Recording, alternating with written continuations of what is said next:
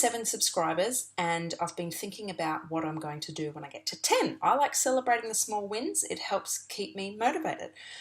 So I decided I wanted to make myself a custom play button. Stay tuned to see how epically I fail.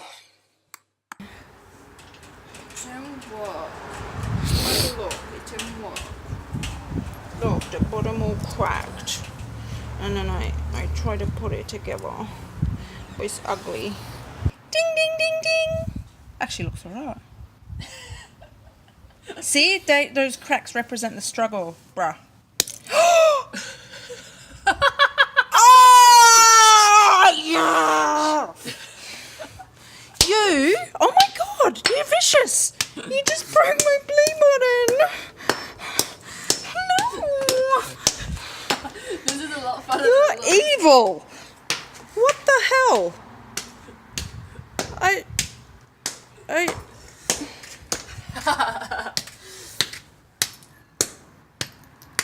Evil. Evil. Can you clean it up? Don't forget to clean it up.